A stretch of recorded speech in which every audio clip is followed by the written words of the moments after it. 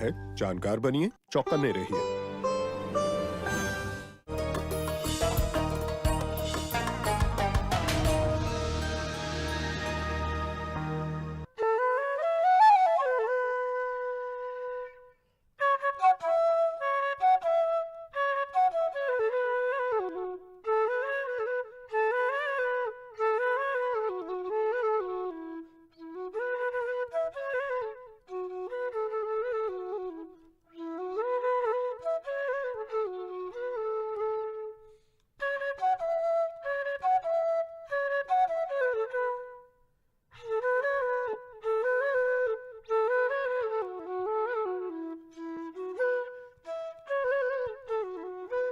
आदाब। मैं आपकी दोस्त ज्योत्सना खैर मकदम करती हूँ आप सभी का आपके फेवरेट प्रोग्राम कुछ लम्हे फुर्सत के में।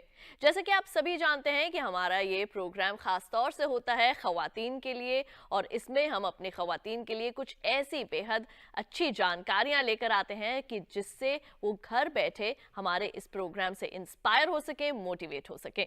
आज भी अपने इस शुमारे में हम आपकी मुलाकात करवाएंगे एक ऐसी खातून से जो कि न केवल करती हैं फिश फार्मिंग यानी कि मछली पालन, बल्कि बहुत सी चीजें जो हैं वो खेती किसानी के फील्ड में करती हैं, एग्रीकल्चर के फील्ड में करती हैं, जिसे आसानी से आप भी घर बैठे कर सकती हैं। तो आइए आपकी मुलाकात करवाते हैं मंजू कश्यप जी से। तो मंजू जी, आपका खैर मकदम है हमारे आज के इस शुमारे में। नमस्कार, मैं मंजू कश्यप ग्राम दुहाई जिला गाजियाबाद से हूँ और ये मेरे लिए बहुत ही सौभाग्य की बात है कि मुझे डीडी उर्दू पे बोलने का अवसर प्राप्त हुआ है। उसके लिए बहुत बहुत धन्यवाद।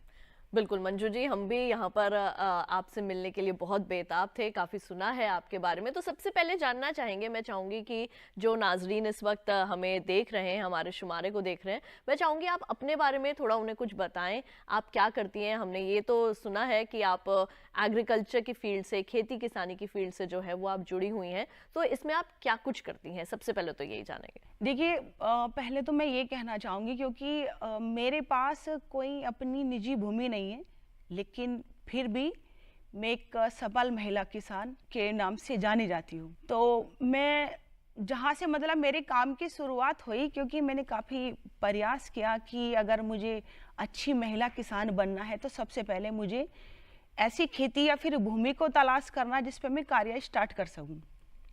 तो मैंने काफ़ी मतलब प्रयास किया कि 8-9 साल तक। तो मुझे मुख्यमंत्री जी के आदेश अनुसार एक तालाब मिला। फिर मैंने अपने पास के कृषि विज्ञान केंद्र गाजियाबाद की मदद से उसको स्वच्छ और सुंदर बनाया और इस लायक बना दिया कि मैं उस पर एकीकृत खेती करती हूँ।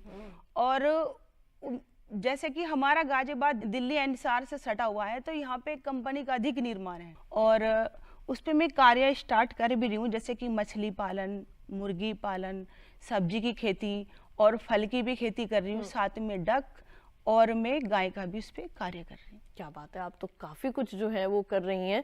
तो कितने सालों से जो है आप इस खेती के क्षेत्र में जो है वो काम कर रही हैं? कितने वर्षों से कर रही हैं और ये शुरुआत कैसे हुई? आप क्या पहले एक गृहिणी थी, हाउसवाइफ रह चुकी होंगी, तो हाउसवाइफ होने के साथ साथ एक बिजनेस को संभालना, खेती जो कि अपने आप में एक बहुत ही बड़ी एक फील्ड है, उसको संभालना। आपने बताया आप मछली पालन भी कर रही हैं, मुर्गी पालन भी कर रही हैं, सब्जियों की, फलों की खेती भी कर रही हैं, तो ये सबको आप किस तरीके से मैनेज कर पाती हैं घर के साथ साथ? देखिए, मैं घर में कार्य भी करती हूँ, अपने बच्चों को भी देखती हूँ, क्योंकि मेरे 2 बेटे हैं और मैं उनको भी देखती हूँ, अपना परिवार भी देखती हूँ और साथ में मैं खेती भी देखती हूँ।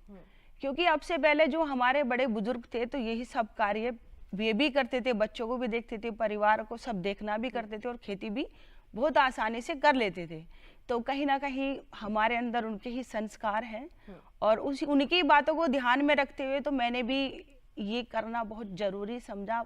अपने पास खेती ना होने के बावजूद भी कार्य कि मैं भी खेती से जुड़ी रहूं। तो इसीलिए, हालांकि मेरी मदर अब नहीं है, पहले अब 1 साल पहले ही उनको पैरालाइज यानी कि 1 साल तक फालिस पड़ा हुआ था। फिर भी लेकिन मैंने अपने घर परिवार को देखते हुए भी अपना घर पे भी और खेती की तरफ भी ध्यान दिया और सभी काम बहुत अच्छी तरह से करे, क्योंकि कहीं ना कहीं जिस तरह से हमें ज़रूरत होती है तो हमारे परिवार को भी हमारी ज़रूरत होती है, तो उनका सहयोग मेरे साथ हमेशा बना रहा। बिल्कुल। तो बहुत सी ख्वातीन जो है वो इस वक्त आपको देख रही हैं और आपके ये जो कहानी, जो आप अपनी स्टोरी, जो आप अपनी स्ट्रगल जो है उनके साथ शेयर कर रही हैं, उनसे ज़रूर उन्हें भी मोटिवेशन मिली होगी, क्योंकि हम ये समझते हैं कि लगभग हर महिला की जो है वो एक कहानी जो है, एक स्टोरी जो है वो सेम ही चलती है। मछली पालन की आइए सबसे पहले बात करते हैं। जो आपने हमें एक लिस्ट अपनी बताई, उसमें सबसे पहले अगर हम मछली पालन की बात करें तो मछली पालन आपने क्यों शुरू किया, कितने वर्षों पहले, कितने सालों पहले शुरू किया, और उससे आज के वक्त की अगर हम बात करें तो किस तरीके से प्रॉफिट हो रहा है आपको? मैम ये मैं 4 साल से कर रही हूँ, और जैसे कि मैंने आपसे बताया कि मुझे सरकार द्वारा तालाब दिए गए तो मैं उस पर मछली पालन ही कर सकती थी, क्योंकि वो ऐसी भूमि नहीं थी कि मैं किसी भी तरह की और खेती कर सकूं। वो एक अलग चीज़ है कि मतलब मैं उस पर क्या क्या कर सकती हूँ। तो मैंने मछली पालन किया, लेकिन मछली पालन के लिए भी मतलब काफ़ी अपने पास बजट होना भी बहुत अनिवार्य है। लेकिन प्रधानमंत्री जी ने काफ़ी योजनाएं महिला के लिए चलाई हुई है, जैसे कि प्रधानमंत्री मत्स्य संपदा योजना है, महिला को 60% सब्सिडीज पे मिलती है। तो मैंने, बैंक तो हमें लोन जल्दी से देता नहीं, हमारे पास इतनी प्रॉपर्टी है नहीं कि हम बैंक को रख दें गारंटी के तौर पे और वहां से पैसा ले लें। तो इसलिए जब हम जैसे किसान आगे नहीं बढ़ पाते तो सरकार द्वारा जो योजनाएं चल रही है तो उन योजनाओं का लाभ लेकर के हम आगे बढ़ सकते हैं। तो मैंने भी एक योजना का लाभ लिया जिसमें मुझे 60% सब्सिडी मिली और मैंने मछली पालन स्टार्ट कर दिया, और जो कि मैं आज 3 एकड़ में वो करती हूँ, और अच्छा मैं उसमें से प्रॉफिट पा लेती हूँ। अगर मैं 1.5 लाख का उसमें खर्चा लगाती हूँ, 2 गुना मुझे लाभ उससे प्राप्त हो जाता है। बहुत बढ़िया, ये तो बहुत अच्छी बात है। तो इसके लिए मंजू जी आपने क्या कहीं से ट्रेनिंग भी ली है, इसके बारे में क्या बताएंगे? क्योंकि मछली पालन भी करना आसान, फिश फार्मिंग करना जो है वो आसान नहीं होता है। तो क्या इसके लिए कहीं से मदद ली गई, कोई ट्रेनिंग आपने हासिल की, उसके बारे में कुछ बताइए। देखिए मैं उस बारे में कुछ जानती नहीं थी कि मछली पालन कैसे होता है, लेकिन मेरे पास के ही कृषि विज्ञान केंद्र गाजियाबाद में ट्रेनिंग होती है, जैसे कि वहाँ पे प्रधानमंत्री कौशल विकास योजना के तहत काफ़ी ट्रेनिंग और भी थी। हमें वहाँ पे ट्रेनिंग में बताया भी जाता है और साथ में हमें विजिट भी कराया जाता है। मैंने काफ़ी विजिट किए, जैसे कि मथुरा यूनिवर्सिटी मेरठ में और अपना पंतनगर यूनिवर्सिटी में, मतलब काफ़ी ट्रेनिंग लेने के बाद मैंने काम स्टार्ट किया ताकि मैं कोई नुकसान का सामना ना कर पाऊँ। तो यही है कि मैम मैंने अपने पास के कृषि विज्ञान केंद्र से ट्रेनिंग लेकर के कार्य स्टार्ट किया है। तो मछली पालन के साथ साथ आपने हमें ये भी बताया कि आप जो है वो देसी गाय का भी जो है वो आप पालन करती हैं, एकीकृत कृषि भी जो है वो आप करती हैं। देसी गाय के पालन के बारे में हमने बहुत सुना है, आजकल एक चल भी रहा है कि हमें जो है वो प्राकृतिक खेती करनी चाहिए, नेचुरल फार्मिंग जो है वो करनी चाहिए। तो इसके बारे में मैं चाहूँगी कि जो नाजरीन इस वक्त हमें देख रहे हैं, जो ऑडियंस इस वक्त हमें देख रही है, आप उनको क्या बताना चाहेंगी कि प्राकृतिक खेती, नेचुरल फार्मिंग कैसे करें? क्या घर में इसका सामान जो है वो तैयार किया जा सकता है, या अगर हम देसी गाय का पालन करें तो इन दोनों को जोड़ के क्या कुछ इन्फॉर्मेशन आप देना चाहेंगी? मैम जैसे कि प्राकृतिक खेती के लिए हमें कोई मतलब इधर उधर घूमने की जरूरत नहीं है, क्योंकि पहले किसान प्राकृतिक खेती ही करते थे। देखिए मैं थोड़ा सा डिटेल्स में बताती हूँ। बिल्कुल हम चाहेंगे, क्योंकि जब कभी पहले जो हमारे बड़े बुजुर्ग थे तो उस टाइम पे खेती करते थे। अब जो आज सुबह सुबह हम महिला या फिर हमारे भाई लोग सुबह के टाइम टहलने के लिए जाते हैं या फिर जिम जाते हैं, ये किसान तो हमारे खेत में जाके फ्री में ही कर लेते थे, लेकिन आज चार्ज देना पड़ रहा है उसके लिए। तो सुबह हमारा किसान मॉर्निंग में ही टहलने के लिए जब जाता था, अपने शरीर की फिटनेस को भी सही रख लेता था, और जो सुबह के टाइम हमें पशुओं के लिए चारा लाना होता था वो भी आ जाता था। जिम में अगर जो हमारे भाई जाते हैं जिम में पैसा वेस्ट करते थे, जब वे खेतों में कार्य करते थे तो वे ऑटोमेटिक ही अपना आप जिम में सक्षम मतलब फिट रहते थे, कोई जरूरत नहीं होती थी। आजकल देखा कि जो हमारे भाई लोग हैं उनका बैलेंस इतना खराब है कि वो यही रीजन है, एक तो प्रकृति से जुड़े हुए नहीं है, और जिस तरह से वे एक्सरसाइज कर रहे हैं उस एक्सरसाइज करने का तरीका नहीं है। क्योंकि कुछ चीजें ऐसी होती है सुबह तो सुबह ही के टाइम निकलेगी 5 या 4 बजे। अब उस सुबह को आप दोपहर में यूज कर लो कि चलो हमने अगर जिम सुबह नहीं गए तो दोपहर चले गए, तो हम उसमें यानी कि करी तो है, जिम की तो है, हमने एक्सरसाइज करी तो है। तो वो तरीका नहीं है। हमारे किसान भाई सुबह मॉर्निंग में जाते थे, टहलना भी उनका हो जाता था, जिम भी कर लेते, वर्जिश भी कर लेते थे शरीर को फिट रखने के लिए, और पशु के लिए चारा भी आ जाता था। और उसी चारे से जो हमारी घर की महिला है, जब गाय वो चारा खाती थी तो गाय से हमें दूध भी प्राप्त हो जाता था, ईंधन की पूर्ति भी हमें हो जाती थी। जो हमारे बच्चों में या फिर हम में आज रोग हर एक तरह के बने हुए, बीमारी बनी हुई है, उन रोगों से बिल्कुल निरोगी काया रहती थी, कोई बीमार नहीं रहता था। आज क्या है, अगर कोई महिला या पुरुष किसी कंपनी में कार्य कर रहे हैं तो उनके खर्चे पूरे नहीं हो रहे। लेकिन पहले का किसान एक पशु को रख करके अपना भी फिट रहता था, अपने परिवार को भी खुश रखता था, और निरोगी काया उसकी रहती थी, और बच्चे का भविष्य भी अच्छा होता था। लेकिन जब से प्रकृति से दूर हुए तो सब कुछ छूट गया है। तो प्राकृतिक खेती करने के लिए हम अगर अपने पास एक गाय ही बांध ले, देसी गाय, तो उससे हम 1 एकड़ यानी कि 5 बीघे में आराम से प्राकृतिक खेती कर सकते हैं। हमें कोई मार्केट से केमिकल या फिर किसी भी तरह की मेडिसिन लाने की जरूरत नहीं है, क्योंकि जिस हम मेडिसिन का इस्तेमाल कर रहे हैं, खुद तो फसलों पे कर ही रहे, दूसरों को तो जहर खिला ही रहे, खुद भी खा रहे हैं। बिल्कुल। तो इसीलिए अगर हम प्राकृतिक खेती करना चाह रहे हैं तो मैं उसका थोड़ा सा एक तरीका बताती हूँ, क्योंकि जो प्राकृतिक खेती का नियम है, जैसे ज्यादा उत्पादन के लिए, मैं यही आपसे पूछना चाह रही थी। ज्यादा उत्पादन के लिए हमें जीवामृत का इस्तेमाल करना होता है। अच्छा। जैसे कि 200 लीटर का एक ड्राम होता है, उसमें 170 लीटर पानी, गाय का गौमूत्र 10 लीटर, और गाय का गोबर 10 किलो, और 2 किलो उसमें गुड़ और बेसन, और नीम के नीचे की जो नीम हमारा होता कड़वा, उसके नीचे की 100 ग्राम मिट्टी हमें चाहिए होती है, और हमें उस सामग्री को एक जगह मिक्स करना होता है। ठीक है। उसे तैयार करने का समय 3 दिन, यानी कि गर्मी में 3 दिन और सर्दी में 7 दिन में वो तैयार हो जाता है। जिस तरह से आज के किसान स्प्रे कर रहे हैं, हम उसका स्प्रे छान करके किसी की भी मतलब कपड़े या फिर छलनी, जो भी मच्छरदानी की सहायता से हम अपने खेत में स्प्रे कर सकते हैं। और स्प्रे करने के बाद अगर वो ज्यादा भी हो जाता है तो कोई नुकसानदायक नहीं है, क्योंकि नेचुरल है, तो कोई नुकसान नहीं होगा। लेकिन उसके स्प्रे करने के बाद में फसल में कोई भी किसी भी तरह की फसल हो, इतनी अच्छी चमक आती है, क्योंकि मैं अपने तालाब पे 200 पेड़ अमरूद के लगाए हुए, अच्छा। उस पे स्प्रे उसी का ही करती हूँ। क्या बात है। मैं प्राकृतिक खेती ही करती हूँ सारी, तो मतलब आसानी से घर में सब चीजें भी मिल जाती है, प्राकृतिक खेती से जुड़े भी रहते। आप उसका स्प्रे जब अपने खेतों में करोगे, कितनी भी छोटी या फिर हाइट वाली फसल हो, किसी में भी कर सकते, कोई नुकसानदायक नहीं। हम इस तरीके से मतलब प्राकृतिक खेती कर सकते हैं। इसमें जो कीटनाशक रोग लगता है, कीड़ा जो लगता है, उसको रोकने के लिए हमारा जो वैज्ञानिक उन्होंने रिसर्च किया है, यही जैसे कि गाय का गौमूत्र, और उसमें तमाकू गर्दा, जो पहले बड़े बुजुर्ग हुक्का पीते थे उसमें तमाकू रहता था, तो तमाकू पाउडर भी बोलते हैं, तमाकू गर्दा भी बोलते हैं, उसको मिला करके, और नीम के पत्ते, लहसुन और मिर्च, हमें अग्नि, सब कुछ ही नेचुरल है। हाँ मैम, तो उसको जो ना क्या होता है, एक जगह फिर से हमें मिक्स करना होता है। गाय का गौमूत्र बहुत अनिवार्य है।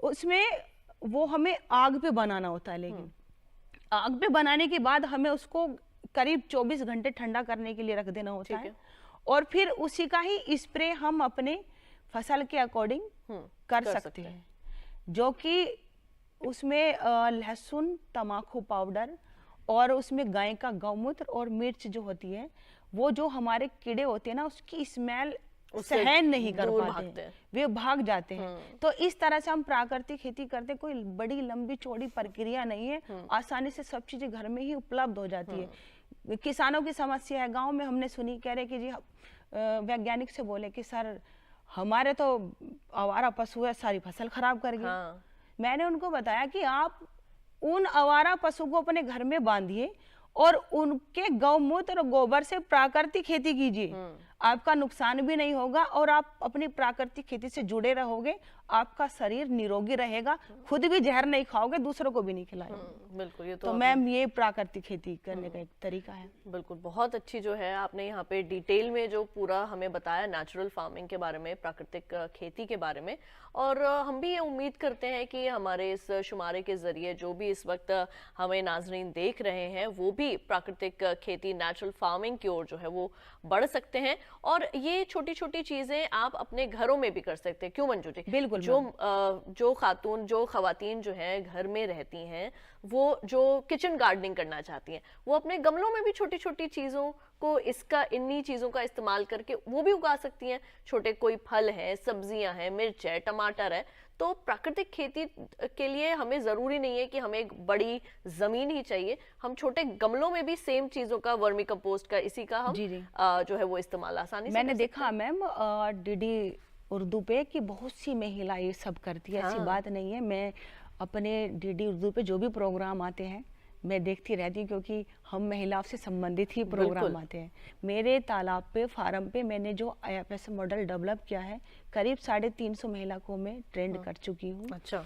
और मैं उस तालाब पे दरअसल सिंगाड़े की खेती भी करती हूँ मैं। अच्छा, सिंघाड़े की खेती भी करती हैं? या ये इस सिंगाड़े की खेती के लिए, क्योंकि कुछ महिलाएं कहने लगी कि हम मछली पालन तो करेंगे नहीं, लेकिन सिंगाड़े की खेती जरूर कर लेंगे।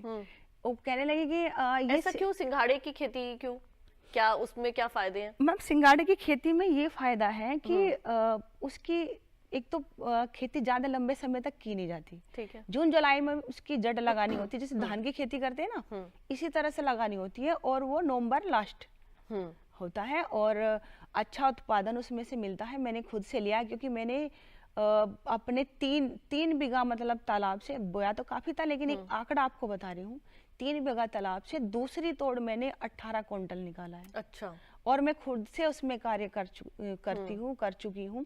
और जो मेरे पास महिला आती है, मैं उनको यही सोचती हूँ कि भाई किसी वजह से मैं इनको इस खेती में घुसा दूं, तो मैं उनको दिखाने के लिए तालाब में घुस जाती हूँ कि देखो इस तरह से तोड़ते हैं।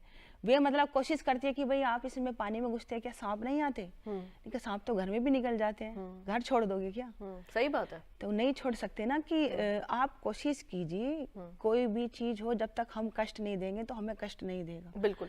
लेकिन उसका अगर जो पराली जो अगर उसकी बच जाती है, उसका जो रेसिड्यू जो बच जाता है, उसका आप क्या करती हैं? क्योंकि ज्यादातर हम यही देखते हैं कि अक्टूबर से लेके दिसंबर तक का जो वक्त होता है, इसमें ज्यादातर पराली को जो है वो जला दिया जाता है। और हम अपने हर चैनल के माध्यम से यही कोशिश करते हैं अपने किसानों को ये सब बातें पहुंचाने की कि पराली को जलाएं ना, उसका इस्तेमाल कर। आप किस तरीके से उसका इस्तेमाल करती हैं, ये मैं आपसे जरूर जानना चाहूंगी। मैं बताऊंगी, क्योंकि अगर आप मेरे से नहीं पूछते मैं तो भी बताती हूँ, क्योंकि इसमें बहुत लाभ छुपा हुआ है।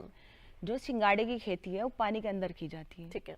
तो उसमें जलाने जैसी खैर ऐसी कोई नौबत नहीं आती, लेकिन जैसे कि मैं मछली पालन कर रही हूँ, मैं मछली पालन और सिंगाड़े की खेती एक साथ ही करती हूँ। ठीक है। इसीलिए मैं प्राकृतिक खेती करती हूँ, क्योंकि अगर मैंने कोई हार्ड केमिकल का इस्तेमाल किया, सिंगाड़ों की बेल पे भी कीड़ा आ जाता है।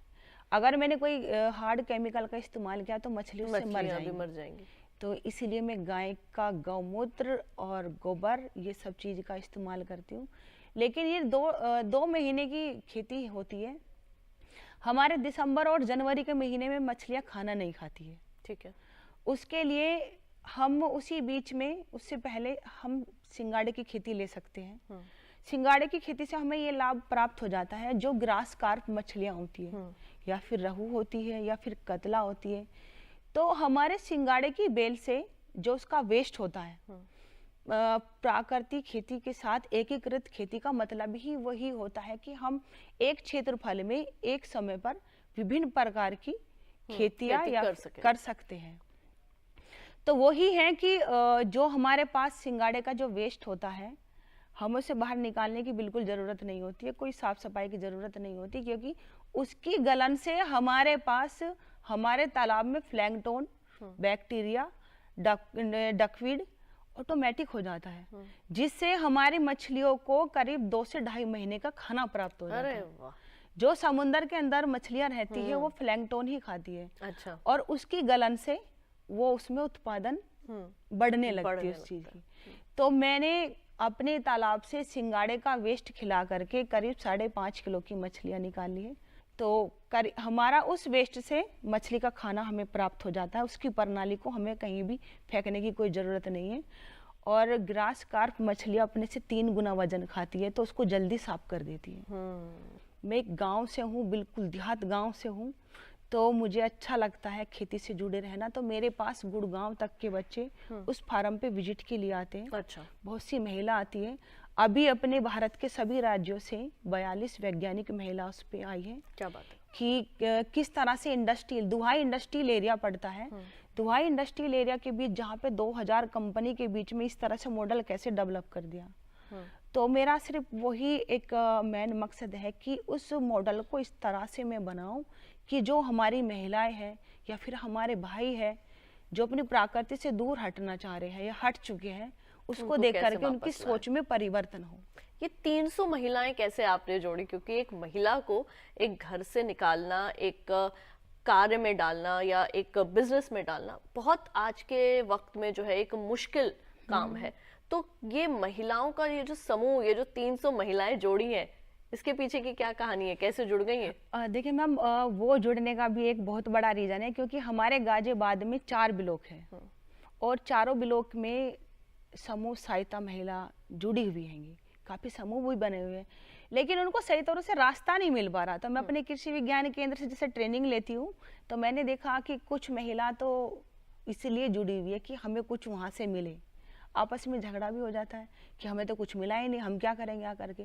उनको ये समझ में नहीं आता, अगर तुम घर में बैठी हो तो तुम्हें घर में ही क्या मिल जाता है, बाहर जाओ, कम से कम कुछ ज्ञान की प्राप्ति हो। तो मैंने अपने कृषि विज्ञान केंद्र के प्रभारी उनसे कहा कि सर आप मुझे कोई स्वार्थ नहीं है, आप मुझे जहाँ पे भी प्रोग्राम हो वहाँ पे मुझे आप ले चलिए, मैं वहाँ पे कुछ बताना समझाना चाह रही हूँ अपनी बहनों को। तो मैंने हर ब्लॉक में जा कर के ट्रेनिंग के साथ साथ उनको समझाने की कोशिश करी।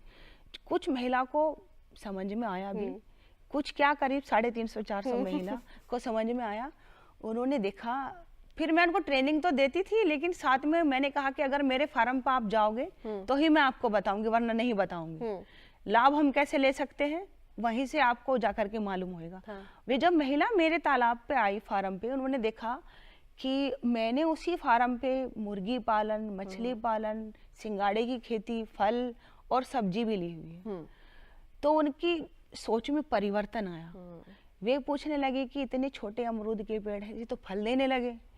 क्योंकि करीब 1.5 साल का एक पौधा करीब 65 किलो अमरूद दे देता है। अच्छा। और उसका वजन करीब 500 ग्राम से लेकर के 800 ग्राम का, जो 1 kg होता है।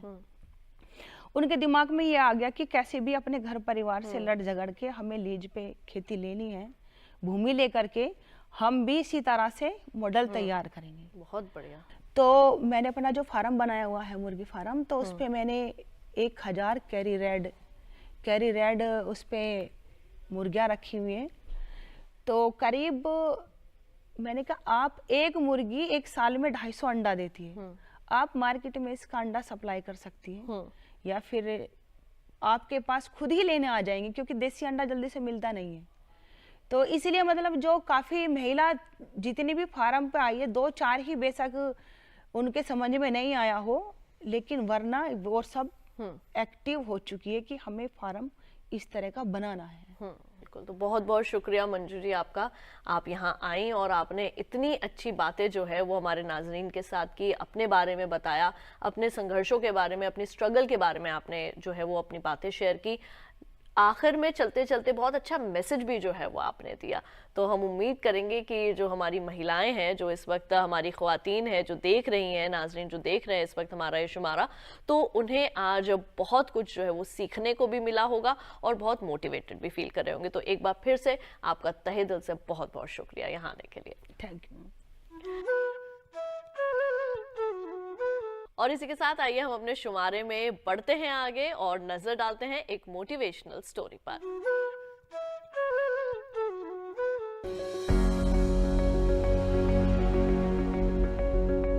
पंजाबी माँ और उत्तर प्रदेश के कायस्थ वालिद की बेटी डॉक्टर मृदुला टंडन को बचपन से ही वो सब कुछ हासिल हुआ जिसकी वो तमन्ना रखती थी।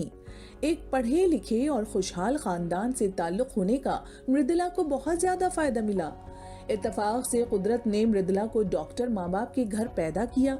खुद पढ़ लिख कर वो एक डॉक्टर बनी और उनकी शादी हुई एक इंजीनियर से। शुरू से ही पढ़ने लिखने में काफी तेज थी मृदुला और इसी वजह से उनके वालिदैन ने उन्हें हॉस्टल में रखकर पढ़ाया।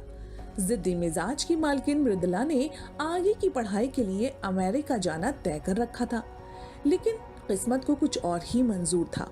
हुआ यूं कि उसी के दरमियान मृदुला के घर वालों ने एक इंजीनियर लड़के सतीश से उनकी मुलाकात करवाई ताकि एक दूसरे को समझ ले और शादी कर ले। लेकिन मृदुला ये नहीं चाहती थी, वो अपने आगे की पढ़ाई को जारी रखना चाहती थी। लेकिन मृदुला को सतीश की शराफत और उनकी संजीदगी इतनी पसंद आ गई कि शादी के लिए वो ना नहीं कह पाई। 2 बच्चों की मां मृदुला दिल्ली में रहती है और बच्चे बाहर। बेटा सौरभ सिंगापुर में अपने बच्चों के साथ रहता है, वहीं बेटी अमेरिका में वेल सेटल्ड है। दिल्ली में रहते हुए मृदुला अपने शौक और पैशन के लिए हर मुमकिन काम को अंजाम देती हैं।